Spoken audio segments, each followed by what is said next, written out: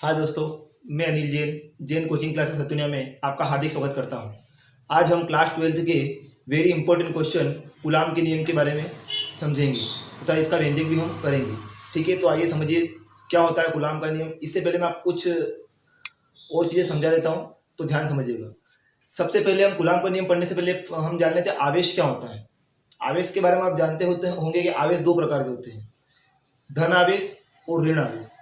क्या होता है धन आवेश एवं ऋण आवेश। आवेश दो प्रकार के होते हैं, धन आवेश व ऋण आवेश। ठीक है, अब ये बात ध्यान रखिएगा, समान ध्रुव जो समान ध्रुव होते हैं, यानी कि समान ध्रुव यानी क्या होता है, देखो समान ध्रुव यानी कि ये प्लस का है ये प्लस का है, तो समान ध्रुवों में क्या होता है, प्रतिकर्षण होता है। समान ध्रुव होंगे तो ये क्या होंगे, आपस में दूर हटेंगे। देखिए ये आपस में क्या होंगे, एक दूसरे से दूर हटेंगे। समान ध्रुवों में क्या होता है, प्रतिकर्षण।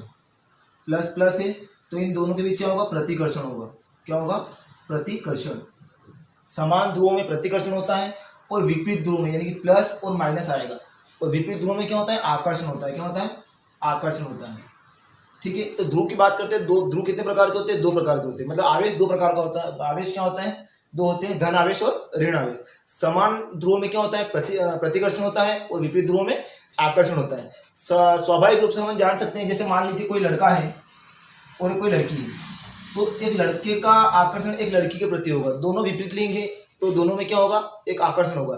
क्या कब लड़का दोनों लड़कियों में आकर्षण नहीं होगा, लड़की लड़की के प्रति आकर्षित नहीं होगी, लड़का एक लड़की के प्रति आकर्षित होता है। इसी प्रकार यहाँ ध्रुव की बात कर रहे हैं अपन, तो क्या होता है देखिएगा, धन ध्रुव है और ऋण ध्रुव है, तो इन दोनों में आकर्षण होगा। विपरीत लिंग है दोनों, तो एक दूसरे में क्या होगा, आकर्षण होगा। और समान ध्रुव में क्या होगा, प्रतिकर्षण होगा, यानी कि दूर दूर हटेंगे। ठीक है, तो चलिए हम इसी से कूलाम का नियम की जानकारी लेते हैं। समझिएगा ध्यान से।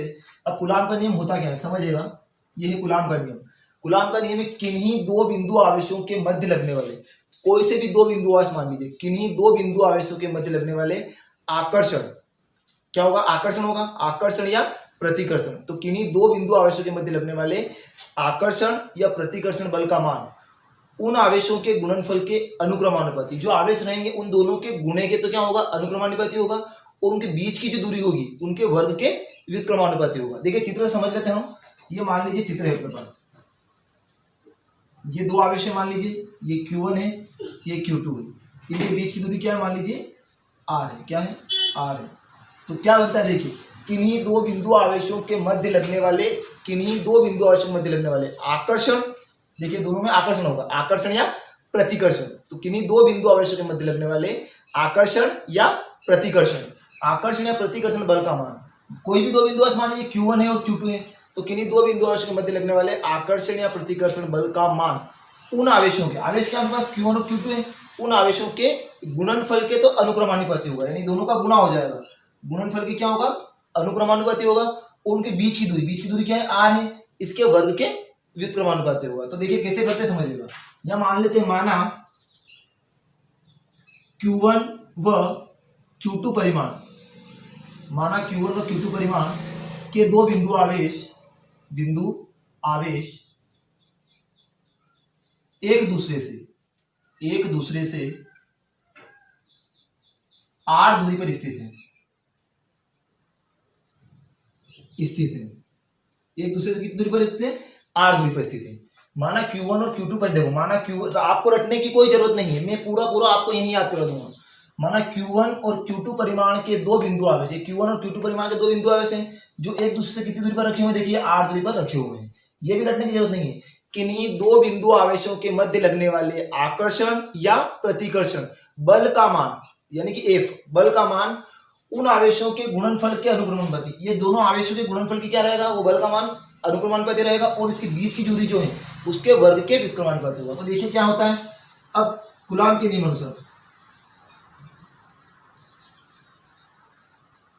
के बीच की दूरी क्या, देखो माना Q1 और Q2 परिमाण के दो बिंदु आवेश एक दूसरे से R दूरी पर स्थित हैं, तब कूलाम के नियम से अब देखिए कूलाम का नियम क्या बोल रहा है, किन्हीं दो बिंदु आवेशों के मध्य लगने वाले आकर्षण या प्रतिकर्षण बल का मान, या तो आकर्षण बल होगा या प्रतिकर्षण बल होगा, आकर्षण या प्रतिकर्षण बल का मान उन आवेशों के गुणनफल के अनुक्रमानुपाती, ये दोनों आवेश इनके गुणनफल के अनुक्रमानुपाती, ये देखो ये अनुक्रमानुपाती का निशान Q1 इंटू Q2 तथा उनके बीच की दूरी, उनके बीच की दूरी कितनी r है, इसके वर्ग के व्युत्क्रमानुपाती, यानी कि क्या हो जाएगा, देखो व्युत्क्रमानुपाती में क्या होता है, बटे में आता है 1/r² हो जाएगा। ठीक है, अब ये हो जाती है अपनी समीकरण नंबर 1, ये हो जाती है समीकरण नंबर 2 हो जाती है। अब क्या करते हैं देखना, समीकरण 1 व 2 से दोनों f के बराबर है, तो क्या करते हैं, कोई सा भी एक f ले लेते हैं व्युत्क्रमानुपाती, क्या हो जाएगा Q1 इंटू Q2 अपान r²। दोनों को मिलाकर लिखेंगे अपन, तो दोनों का क्या हो जाएगा, Q1 इंटू Q2 अपान r² हो जाएगा।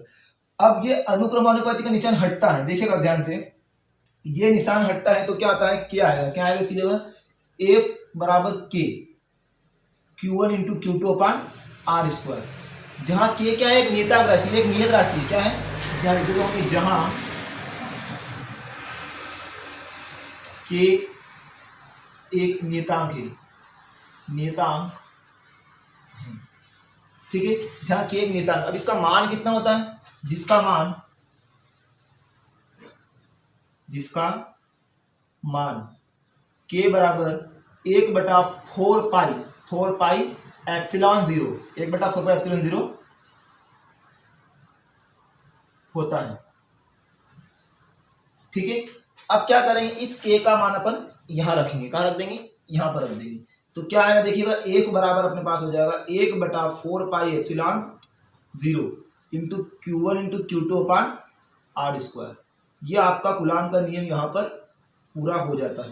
पीछे राशि लिख दीजिएगा, न्यूटन प्रति मीटर इंटू कूलाम स्क्वायर, ठीक है, यह आपका कूलाम का नियम पूरा हो चुका है। ठीक है, अब कैसे, एक बार फिर समझिएगा ध्यान से, किन्हीं दो बिंदु आवेश, कोई से भी दो बिंदु आवेश ले लीजिए, किन्हीं दो बिंदु आवेशों के मध्य लगने वाले, मतलब बीच की बात करें, मध्य लगने वाले आकर्षण या प्रतिकर्षण, आकर्षण या प्रतिकर्षण बल का मान, उन आवेशों के गुणनफल के अनुक्रमानुपाती, ये दोनों आवेश जो हैं इनके गुणनफल के अनुक्रमानुपाती तथा इनके बीच की दूरी की क्या होता है, वर्ग के व्युत्क्रमानुपाती, 1/r² हो जाएगा। ठीक है, अब समीकरण 1 और 2 को अपन मिला के लिखें, क्या बनेगा, f व्युत्क्रमानुपाती Q1 इंटू Q2 अपान r²। अब जैसे ही व्युत्क्रमानुपाती से निशान हटता है तो क्या आता है, क्या आता है, जहां k क्या रहेगा, एक नियत राशि है जिसका कोई मान नहीं होता है। अब k एक नियत राशि है, अब जिसका मान कितना होता है, मतलब एक नियत राशि है, इसका मान जब k के बराबर होता क्या है, k के बराबर होता है 1/4 पाई एप्सिलॉन 0 होता है। ये जो मान है ऐसे कैसे उठाकर रखिए, यहाँ k के स्थान पर रख देंगे, क्या आ जाएगा, 1/4 pi epsilon 0 into Q1 into Q2 अपान r²। यही क्या है, अपना कूलाम का नियम है और यही कूलाम का सूत्र है।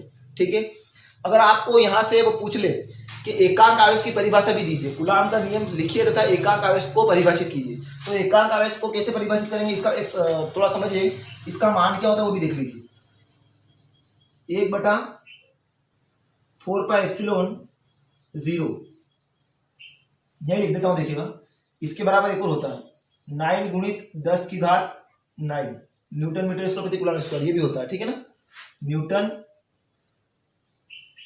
मीटर स्क्वायर प्रति कूलम स्क्वायर, ये होता है। के बराबर 1/4 पाई एप्सिलॉन 0 भी हो सकता है, वो 9 गुणित 10 की घात 9 भी हो सकता है। ठीक है, ये बात ध्यान रखिएगा। अगर आपको एकांक आवेश की परिभाषा पूछ ले तो आप कैसे करेंगे समझिएगा, ये इसको आप स्क्रीनशॉट ले लीजिए या आप जो भी नोट डाउन करो उसमें नोट कर लीजिएगा। ठीक है, अब मैं आपको एकांक आवेश की परिभाषा कैसे निकालते हैं वो समझा देता हूँ, समझिएगा ध्यान से कैसे एकांक आवेश की परिभाषा निकालेंगे। अगर मान लीजिए आपको पूछ ले एकांक आवेश को परिभाषित कीजिए। अब एकांक आवेश को परिभाषित कैसे करना है समझिएगा ध्यान से। एकांक आवेश, देखिएगा एकांक आवेश में यदि एक बराबर कितना हो 9 गुणित 10 की घात 9 हो, ए बराबर कितना हो 9 गुणित 10 की घात 9 हो। इसके बराबर एक और चीज देखो, ये भी रख रहा हूँ साथ में, समझिएगा ध्यान से। ए बराबर इसकी जगह ये भी रख सकते हैं 10 की घात 9 इंटू Q1 इंटू Q2 अपान r²। ठीक है, या तो ये या ये दोनों एक ही है, क्योंकि इसका मान ये भी होता है, इसका मान ये भी होता है। ठीक है ना, यदि देखो यदि ए बराबर कितना हो 9 गुणित 10 की घात 9 हो, ठीक है, तथा Q1 इंटू Q1 बराबर Q2 बराबर Q, कितना हो Q1 बराबर Q2 बराबर Q, तथा r बराबर 1 हो तो, r बराबर 1 हो तो इसको समीकरण दे दीजिए, कोई सी भी 3 दे दीजिए ना, समीकरण 3 से क्या बन जाएगा, देखिए मान रखना हो, a बराबर कितना रखना है, 9 गुणित 10 की घात 9, ये देखो क्योंकि a बराबर कितना रख, यहाँ रख दिया आप लोगों ने, फिर 9 गुणित 10 की घात 9 अपने पास है सही, उसके बाद कितना हो जाएगा, Q1 इंटू Q2 क्या है, Q आ जाएगा, और इसका मान कितना है, इसका मान कितना है, 1 है ना, ये रख दिया, तो देखिएगा ये से ये कैंसिल, अब बचा कितना अपने पास, Q बच गया, Q1 इंटू Q2 बराबर, सॉरी Q1 बराबर भी Q आएगा, इंटू यहाँ भी Q आएगा, तो टोटल कितना हो जाएगा, देखिए यहाँ कितना, ये कट गया तो यहाँ बचा 1 बराबर, यहाँ क्या आएगा Q1 स्क्वायर, ठीक है, तो ये अपना हो जाता है एकांक आवेश। अब परिभाषा क्या होती है इसकी समझेगा ध्यान से, देखो ए बराबर 1, अब परिभाषा क्या होती है, यदि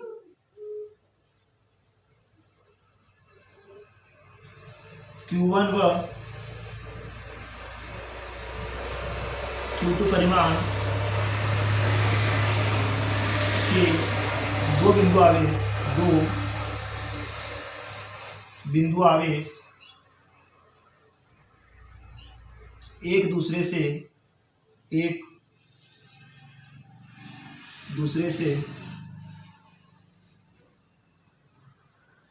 सॉरी, यदि Q1 और Q2 परिमाण के दो बिंदु आवेश एक दूसरे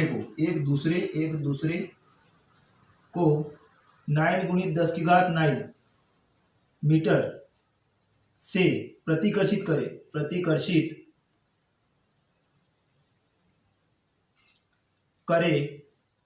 तो प्रत्येक आवेश एकांक आवेश कहलाता है,